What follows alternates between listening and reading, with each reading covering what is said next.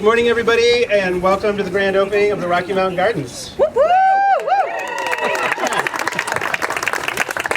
right, for those of you who don't know me, my name is Bryce Christians. I'm the director of Missoula County Department of Ecology and Extension. Long name. We're the department that lives in this awesome building back here, and we're also the county department that's responsible for the maintenance management of the Rocky Mountain Gardens. And I'm super excited. I really can't tell you how excited I am to see all of you here today and welcome you into the Rocky Mountain Gardens. That's mostly because I am a huge plant nerd. I love learning about plants. I love talking about plants. And I've had a career really doing that. And what I've learned over all of that time is that everybody is kind of a little bit of a plant nerd. Whether or not it's your favorite salad, or an apple pie, or the tree in your backyard, or the nemesis weed that you can't control, that you know is out to get you, a coconut palm halfway across the world. We all share stories and we all love talking to each other about plants. And what I'm really excited about this space is that we have over 20 different types of gardens in there, a space for every one of those nerds. And it's an opportunity for us to share stories across interests and really make this garden more about more than just growing plants, but about growing community.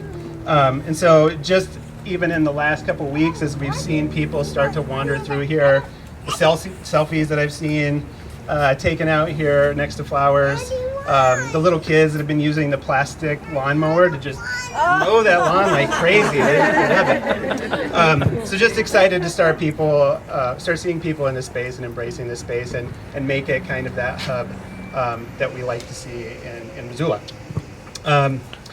We don't have time to introduce all the people that have made this happen. It would take us all day, and I know people are here to look at plants and maybe talk about plants. But we do have some folks lined up here this morning that have been extremely important in making today happen. And the first one that I'd like to invite up and say thank you to is Josh Slotnick. To say thank you to the Missoula County Commission for all the support that they've done, and Josh in particular, who has been here on Saturday mornings on his tractor to help us break up some soil. So please welcome Josh Slotnick. Thanks a lot, Bryce. And thank you all for coming. So were any of you able to come check this place out like 6 months ago? What did it look like? Anybody want to shout something out? What did this place look like 6 months ago? Empty. Empty, barren. In fact, part of these areas that were gardens almost looked like a bomb had gone off or something. The transformation is absolutely spectacular. It's incredible. The thing has been an unmitigated success. So I want to unpack that a little bit just for a few minutes and first start with the staff. So I know tons of folks have been involved, but I'm just really going to focus on Molly and Alex. And lean into Molly a little more because she was here first. Alex came a little bit later. Molly was out here at all hours, not just 9 to 5, on big pieces of heavy equipment and using things like weed whackers and putting poly irrigation together and moving rocks and running around in a place that did not look at all like a garden. And it also, if you stopped in to see, it didn't at all look like a job. In a traditional sense of a job where you kind of clock in, do your thing and leave, that's not how Molly was approaching this. In order to get something big started, especially something that's land-based, a person has to approach it more like a calling than a job, where the only option is success. It is not about a paycheck, it's about something bigger. That's how Molly approached this. And in part, that is why we are here looking at this thing right now. But only in part. There was Molly, but there was a whole bunch of volunteers. Now, that should cause a question to jump into your mind. Wait a minute, so we're talking weeding and kneeling in the dirt and using tools like shovels and rakes and beating on things. That sounds a lot like work, and most people don't want to do that kind of stuff. Why were all these volunteers coming out? And I'm not talking about just a person here or there, but double digits with regularity. And absolutely it needed the kind of leadership and working with a calling that Molly was doing, but one person could not have pulled this off. There needed to be these legions of volunteers. And it's worth asking, why? What about this got all these people here and kept them coming back?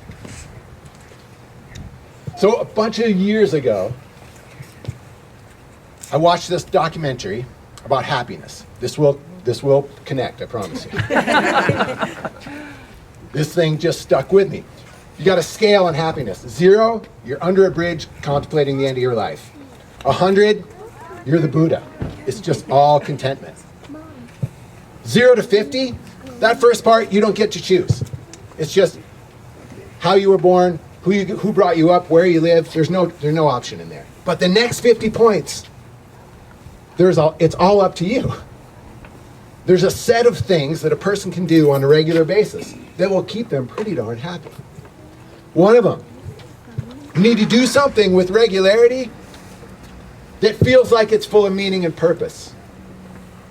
You get to decide what the meaning and purpose is. The second one, with some regularity, you need to be outside. And with some regularity, you need to move your body. And you need to have really good conversations with family and friends. And the last one, you need to experience what people call flow, or what an old professor of mine called engagement. What this means is you're doing something, you're in some activity, and you are so present with it, you are so in it, that time does not pass in the normal way, where you're looking at your watch or your phone. You look up and be like, whoa, it's 4 o'clock. That's why I'm so thirsty. I got here at like 11 and I'm really hungry. What happened? You were completely into what you were doing. That's flow. Okay, so now go back to the volunteers. Double-digit volunteers coming out week after week to beat barren ground with sticks and shovels. What the heck? They were outside. They were moving their body. They were engaged with something full of meaning and purpose. Public gardens. And if you've ever worked with a group of volunteers doing something on the land, you hear the best conversations. And what do you know? You're in it. It's 11 in the morning and you look up and it's 4 in the afternoon and you're really hungry and thirsty. You were fully engaged. You experienced flow right here with Molly and Alex at the Rocky Mountain Gardens. So of course you want to come back. Last piece of this in terms of success, we had the staff and the volunteers, and the third part, the proof of its unmitigated success, all the guests. So many people have been coming. So many people wanted to come in. They had to keep the gates closed so they could get their work done. This too should cause you to ask, what the heck? Why are people coming to such a place? Why do they want to come here? I believe it's in us, like DNA, it's in us to be locals, to want to belong to where we live. We are not biologically tourists, we are biologically locals. And our world seems hell-bent on turning itself into one bland place. This spot celebrates the uniqueness, the specificity of this place, of Western Montana. You walk around here, and as Bryce said, I love that, everybody's a plant nerd. I totally agree. You walk around this place, and you see little bits of Western Montana in plants celebrated, elevated, memorialized. And the act of putting yourself in that spot and absorbing it is, in a sense, attempting to belong, reinforcing your sense of localness. This place celebrates localness, and all these people want to feel that. Yeah, it was an unmitigated success. It is an unmitigated success, and thankfully it won't take that calling type of effort anymore. That's just how you get it out of the gate. Your family will be relieved.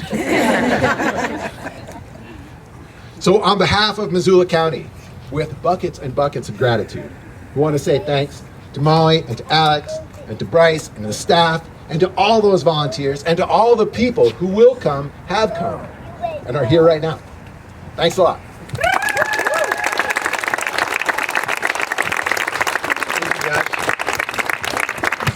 And so speaking of some of those people that were, what did you say, beating the ground with sticks and shovels? We had many of those volunteers. One in particular that I think we want to bring up here not only helped with beating the ground, but helped with design, helped with installation, serves as a member of the foundation that helps support all of our programs in both our department and in the gardens, is Lonnie Waters.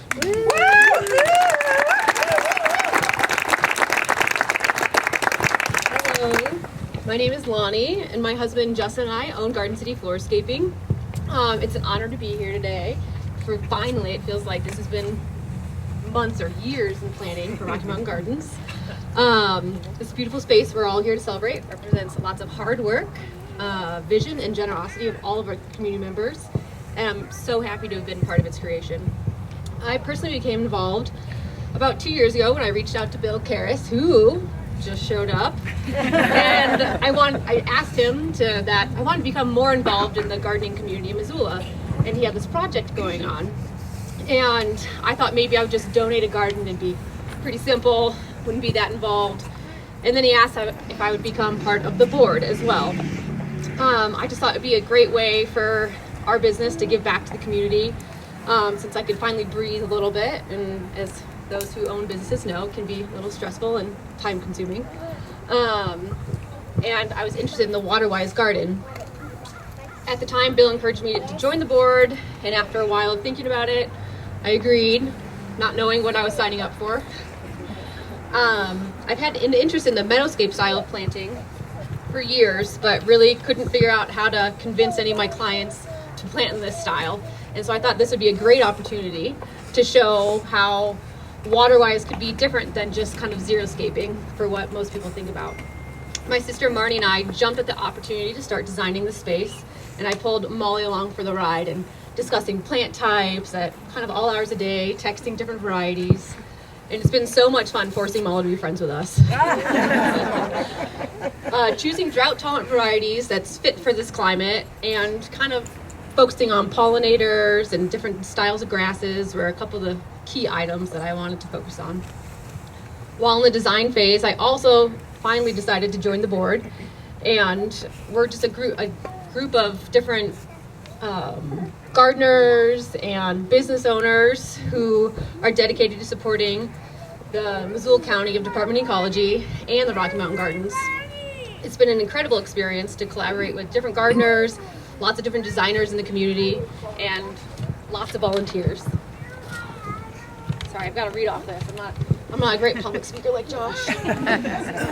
When you walk through the gardens today, you'll notice many of the specific areas have been sponsored by generous community members and businesses. Each of these areas highlights the creativity and diversity of what can be created in our local environment. Creating the Rocky Mountain Gardens is more than just about the plants. It's about cultivating curiosity, inspiring learning, and making nature accessible for everyone. I hope this space sparks joy and wonder for all that visit. Thank you to the extension staff and for all your help in getting this space to where it's at today. I especially wanted to thank my crew for putting up with all of my crazy ideas and helping me follow through with the vision for the Waterwise Garden. I also want to give a special shout out to Molly, who's become a great friend and a horrible influence on plant purchases. Without her, I'm not sure where these gardens would be, because she really is, like Josh said, here all the time. And I'm pretty sure this space built on a little bit of her blood, definitely some sweat, and at time I'm sure tears.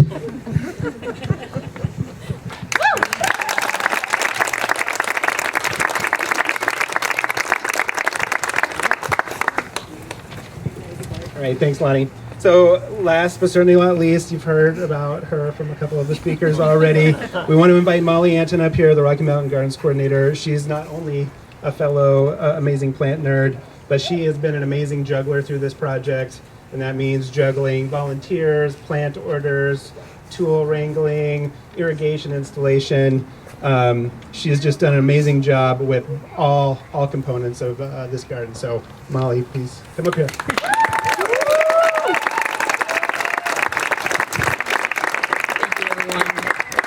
What a day. I this winter, thinking about this project and all that was to come, I couldn't really envision this day, and so it's really just an honor to be here and to be a steward of this space and of this vision. And there are just so many people to thank, and I am going to read off my paper because I'm definitely going to start crying, so it's a very emotional moment for me. And I want to take a moment to express my deepest gratitude to everyone that made this dream a reality, and first and foremost, our donors. Your generosity has laid the foundation for this garden, allowing us to transform this space from a parking lot into a green sanctuary where plants and people can grow together. And your contributions have literally planted the seeds for this space to grow and to transform over the years. So thank you, thank you, thank you. To our staff, I am deeply grateful to those who have guided us every step of the way. Your expertise, advice, unwavering dedication were essential in shaping this garden into what we see today. And we could not have done it without you. And for all your hard work, I am so grateful. I really want to give a shout out to Sandy. Sandy has provided so much advice on this project, and she's really is the unsung hero of this garden, and I really appreciate all that you've done.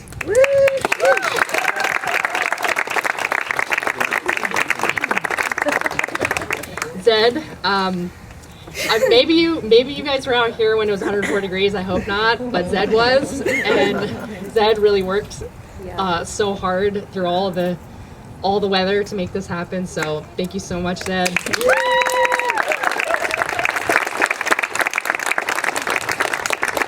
Alex, you whipped us into shape. You got us up on out into the world, and really have meant a lot for our volunteers and our volunteer events. So thank you all for you have done, and I'm excited to grow our partnership together. Bryce, the big boss. Wow, what a lot of work this building and this garden has been, and you've provided so much sturdy leadership, and I really appreciate all that you've done for this garden.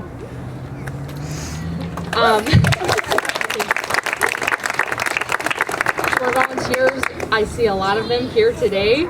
I cannot thank you enough. The countless hours you devoted to this project, where there was planting, lending a helping hand. It's evident in every corner of this garden. You've nurtured this place with love and care, and for that we are so profoundly grateful. I've made a lot of friends among our volunteers, and we've built a lot of community, and I really just am excited to see that grow.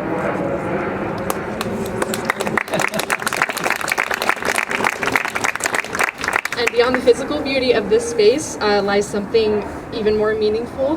This was a project built by the community for the community. This garden stands a symbol of what we can accomplish when we work together with a shared purpose. It represents not just the work of a few, but the collective efforts of many, and a commitment to making our community stronger, healthier, and more vibrant. This garden will be a place where families can stroll together, where children can discover the wonders of the natural world, where we can experiment and turn our gardening successes and failures into knowledge for our community. It will be a living classroom, a place for environmental education, where we can learn about the plants that sustain our ecosystems. And it will be a free public garden in the heart of the Garden City. In closing, I want to thank you all again, our donors, volunteers, community members, and everyone who believed in this project. Today is a day of celebration, but also of gratitude. This garden is a testament to what we can achieve when we work together, and I look forward to seeing it bloom and flourish in the years to come. And now for the moment we've all been waiting for. So considering volunteers built this garden, I thought it only fitting that two of our most dedicated volunteers who've been at, they've been at a majority of our volunteer events. It's incredible. Max and Juliet, now's your time. You ready?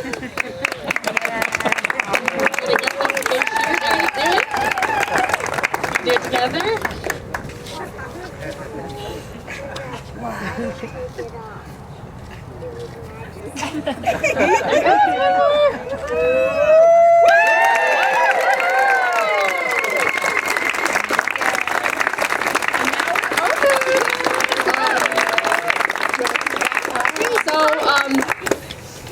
For folks that are looking to walk around the gardens, now's the time. We have tables set up around the gardens, and folks that are involved in the project are helping us interpret the space. We have some free coffee. We'll have some music a little later. So enjoy. Thank you.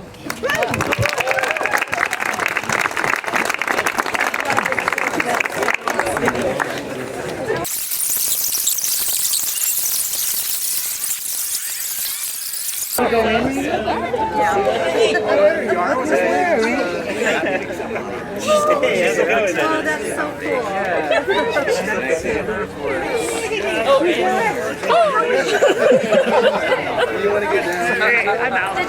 out my last one.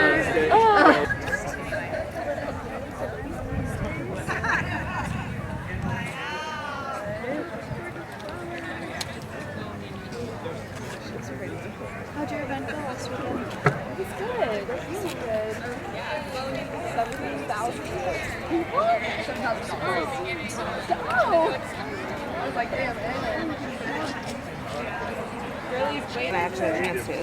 I'm going to take a picture of you by the sunflower. Remember the sunflower picture? Oh. Should ever get that big? Should have get a ribbon. Yeah, really, it should.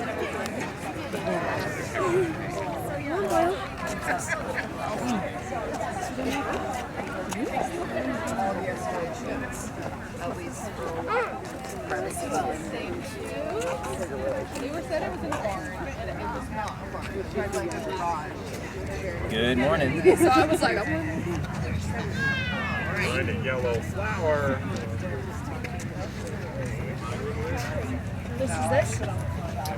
This entire stretch through here is the vegetable garden. What's a little confusing about this drawing is it's upside down. Gotcha. Yep. So this is actually that entrance. Okay. But basically, there's going to be a series of smaller pavilions, raised both like ground crops, but also raised vegetable planters.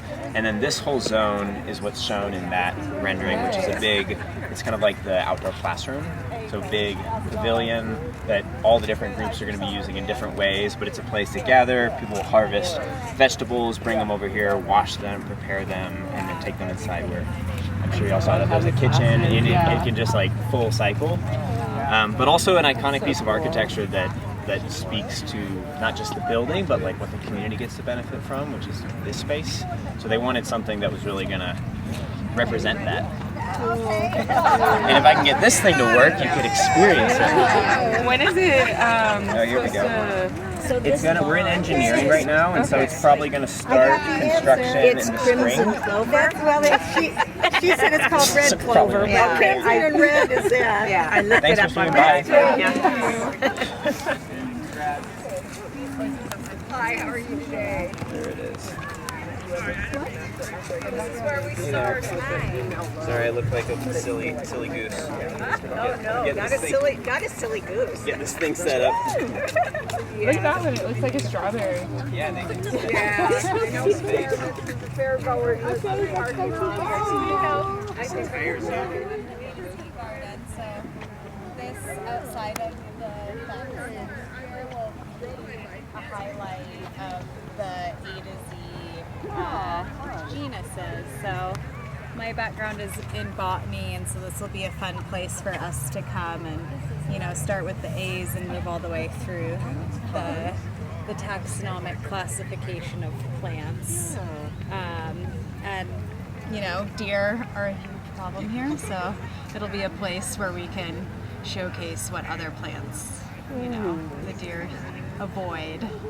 Now, what have you done, or what has been done as far as soil? So The soil's awful.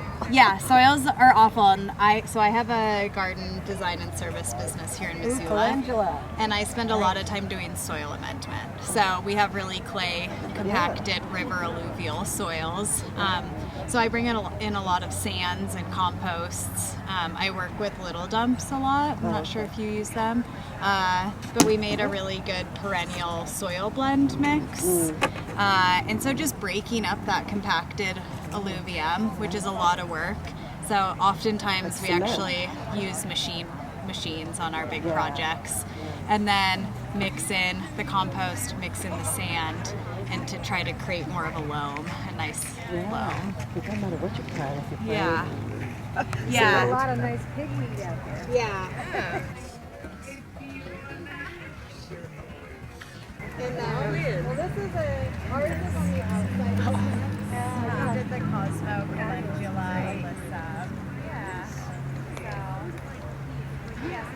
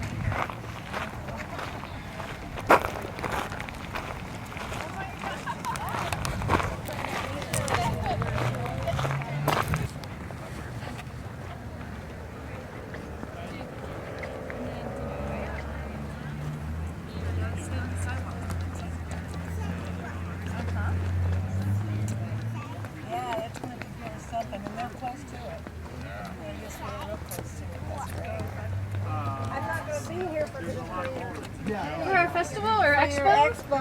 No, I'm going to Georgia and Armenia for it.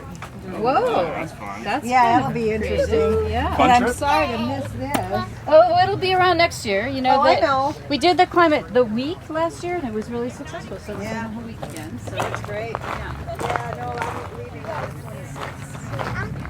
Okay, here for it. You're working? Okay, good job. Liner, and we are going to have bubblers to just kind of address some of the mosquito issues. But we do have some concerns with the bubblers because this larvae is super interesting in that the larvae mines these leaves, but then it can leave one leaf and swim around like as a larvae and find a new plant. Yeah. So we have a little bit of concern with a bubbler, like some larvae might get sucked into it, and that's the last thing we want. Like the whole point is to build up these populations. So we are going to do bubblers to address mosquito because the last thing we want is people here volunteering, doing something in the gardens, visiting, and being eaten alive. So yes. But yeah, so cool, they'll each be, there's 4 20-foot runs, and so they'll each like be individual ponds, somewhat stagnant, but yeah, figuring out how to address the mosquitoes. Yeah. Yeah. Yeah, it's almost like you need something that, like a water-covered weed tarp. Yeah. So there is a larvicide that's specific to mosquito. That like, so the mosquito, there's a low mosquito, it's the harps too.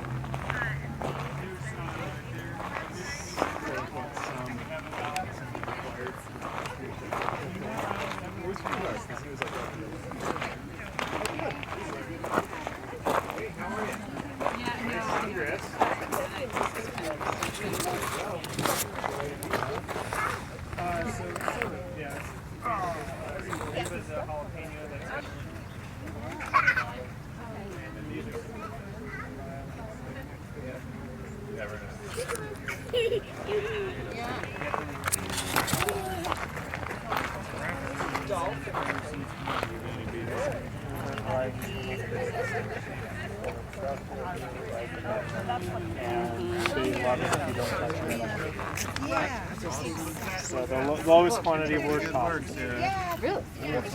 So my name's Andrew.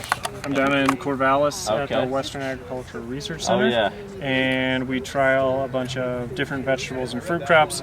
And then, here they've been awesome and taken some of our plants to give a little evaluation plot and have them for everybody to see. They look like they're doing great. Yeah, they're thriving. Like I've told some folks, like I've been down at the center for 3 years. This is our 3rd year, and each year, Buddha hot wax, Gabby hot wax. Our hot waxes are consistently giving us good productivity on a small spacing. This year we branched into like poblanos and jalapenos at a higher rate, and then we've been developing our own individual seedlings for the valley. We have good success with tomatoes, and I really like these older, not technically heirloom, but open pollinated varieties from North Dakota State University that we can grow on a plot with minimal care, and we're getting fruit before frost. Yeah, being able to just grow them all akimbo like that. Yes, it's really beneficial to the labor input, to not be training them all the time. Are you familiar with that land-race gardening guy? This tomato breeding project. So there's a whole lot of tomatoes are an interesting world. We know that there's a lot of folks that go back to the basics with some of them. I do not know specifically. He's called land-race gardening. Okay. We're going to go Tuesday. Yeah, I know. It's out at the Y, and they have a really large, they grow all their own ornamentals, and it's a master garden. That is 6 to 7 at Jim and Mary's, and it's Tuesday, not this Tuesday, but next Tuesday. Oh, okay. That's even better. Yeah. Okay. And if you email me, okay. and then, okay. Or I can write it down. Yes, yeah. Because I can see what that date is. So I work for Nature's Best. Oh, you do? Gardener. Cool. I did. Cool. And then I did it on my own for I think. Nice. Yeah. So I was. Well, we thought all like you could work in the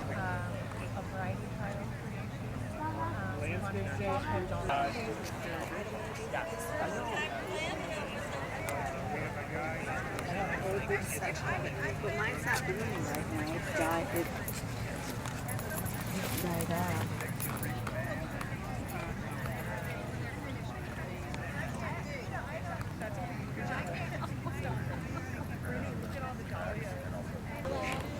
This kind of planning and everything, but I think it'd be pretty awesome to be able to do something like that. I'm super hopeful as fall. The visits right now. Well, you'll be interested in this, so the other initiative will roll up the rails.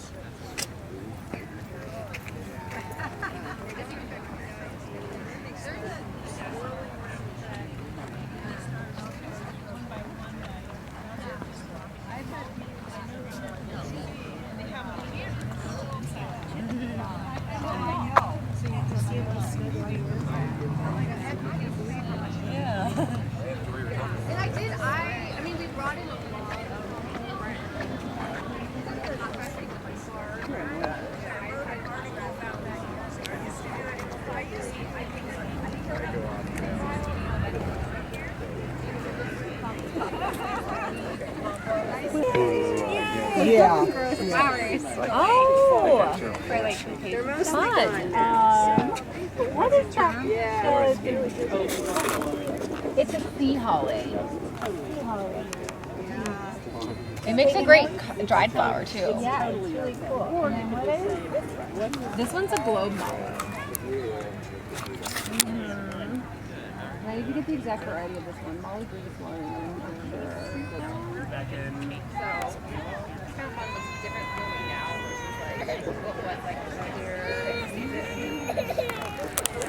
Yeah, exactly.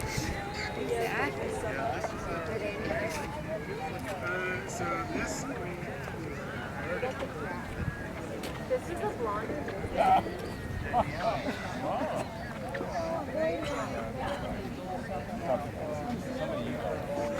Plenty of shrubbery to hide.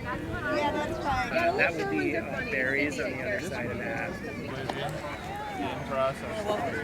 And then all along that side of the fence will be the eventual Bryce is the super garden demonstration for in grounds as well as like raised beds. So the food in general, where does that end up? Right now we have an arrangement with the POV, and there's a group, like a daycare associated with Sentinel, but working with community organizations in town. So POV right now, food bank we're in conversations with, so just providing it into those kind of groups in the community. Yeah, it's almost like another large community garden. Yeah. And some of it actually goes into the programming for nutrition education and health and wealth that we do through Ecology and Extension. I don't know if you've been in the facility, but we have the big demonstration kitchen. So our nutrition educators are also coordinating with garden staff to plan and design and incorporate different types of veggies that they want to do, either for preservation classes or cooking, with the season, different things like that. So trying to tie it both into the building.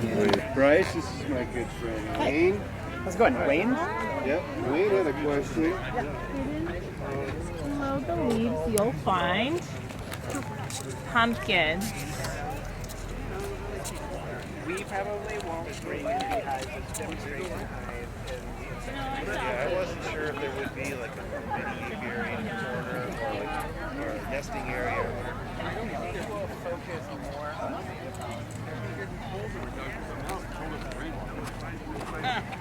It'd be cool fun, especially if they did like a waterfall. Another waterfall. Oh yeah, see that's in the park. I think I made it. See?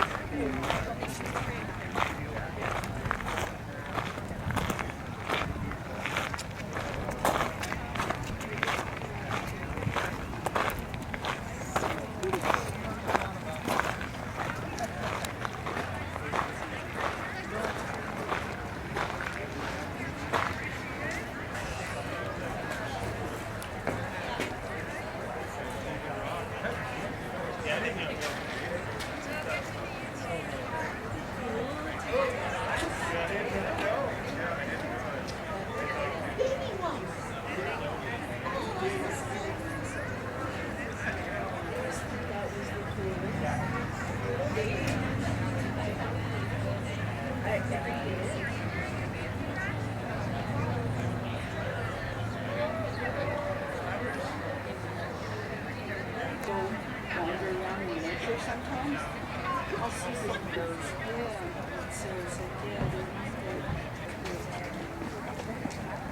gosh. I'm taking this off.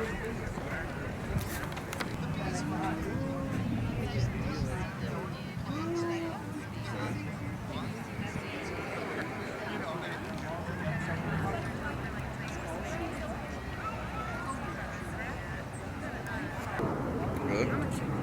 Yeah. Get that.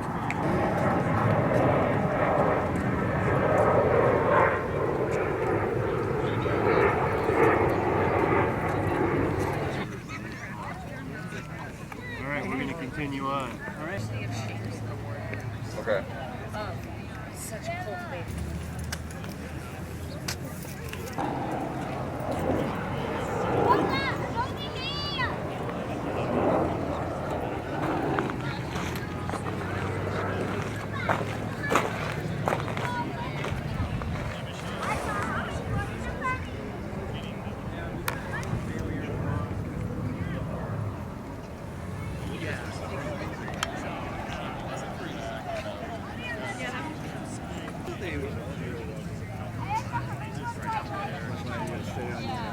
Oh, those little scoot. Another 2 weeks. Yeah, I mean, I don't see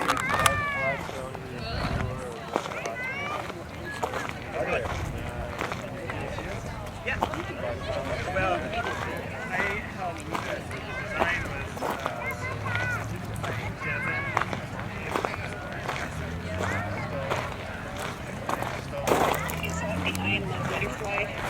Yeah, it's a third. Yeah, there's.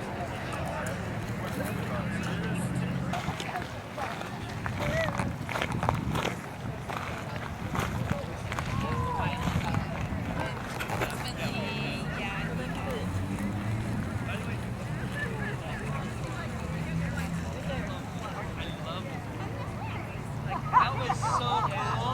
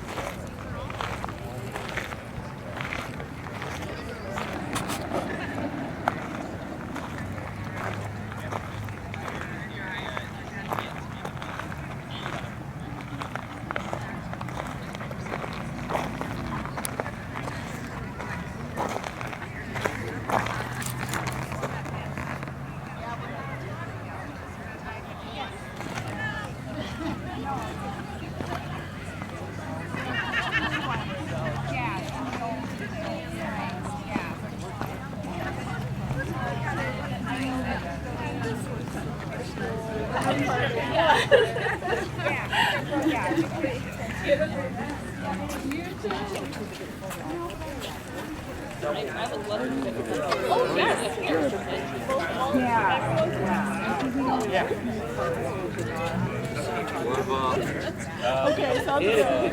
Yeah, so we'll